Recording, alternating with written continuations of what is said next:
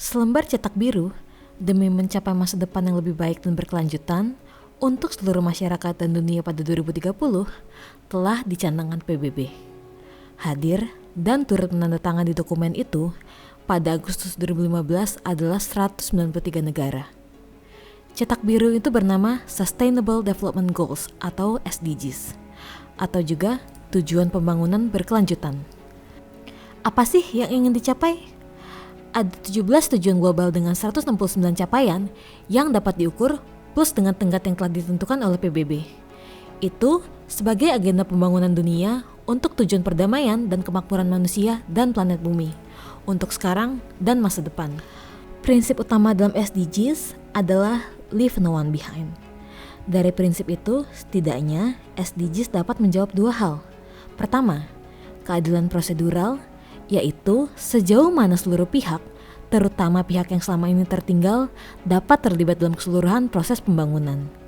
Dan yang kedua adalah keadilan substansial, yaitu sejauh mana kebijakan dan program pembangunan dapat atau mampu menjawab persoalan-persoalan masyarakat, terutama kelompok tertinggal. Leave no one behind, jangan ada satupun yang tertinggal. Bukan Anda, bukan saya, bukan Lina, pun bukan Ahmad saja. Kita semua harus selamat. Dan kita semua harus terbawa tanpa pengecualian. Dari apa? Dari sebab kemiskinan, akibat kelaparan, tak mendapatkan pendidikan, tak mendapat air bersih, tak ada hadirnya energi murah dan terjangkau, tak adanya pekerjaan yang layak, dan lain-lain. Dan itu sampai ada 17 item loh. Indonesia ikut gak? Bukan hanya ikut. Wujud komitmen Indonesia dalam melaksanakan SDGs, pemerintah Indonesia mengeluarkan Peraturan Presiden Nomor 59 Tahun 2017 tentang pelaksanaan pencapaian tujuan pembangunan berkelanjutan. Dan itu demi pelaksanaan dan pencapaian tujuan SDGs dapat dilaksanakan secara partisipatif, plus dengan melibatkan seluruh pihak. Maksudnya, siapapun dapat dan bahkan harus turut serta dalam pelaksanaan itu. Indonesia dalam komitmennya melalui Bappenas, demi partisipasi semua pihak dapat benar berjalan, secara khusus mereka bahkan mengeluarkan SDGs Awards. Indonesia's SDGs Action Award 2022. Penghargaan ini merupakan penghargaan pertama sepanjang pelaksanaan pencapaian SDGs di Indonesia dari tahun 2016 dan sebagai wujud komitmen pemerintah Indonesia untuk mengisi Decade of Action atau dekade aksi SDGs. Dan pada tanggal 1 Desember 2022 kemarin, untuk pelaku dari perusahaan dengan skala besar, juara pertama adalah PT Industri Jamu dan Farmasi Sidomuncul Tbk. Setelah itu, secara berturut-turut, BCA dan Telkom berada pada posisi 2 dan 3.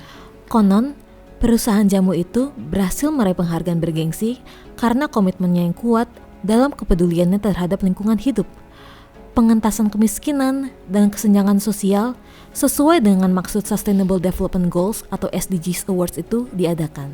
Dan itu bukan hal terlalu mengherankan, manakala kita mau melihat catatan dari perusahaan tersebut terkait prinsip keberlanjutan, termasuk pengaplikasian teknologi ramah lingkungan pada proses bisnis dan rantai pasok usahanya.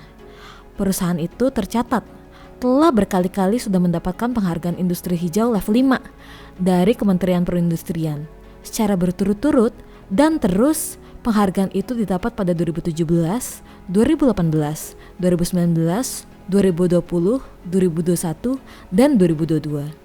Dan ketika SDGs Awards dari Bappenas itu pun diraihnya, ini seperti menegaskan bahwa PT Sidomuncul memang sangat concern pada masalah-masalah seperti itu. Perusahaan nasional itu seolah menjadi wakil Indonesia dan hadir dalam peran keberlanjutan pembangunan manusia dan dunia yang digagas oleh PBB.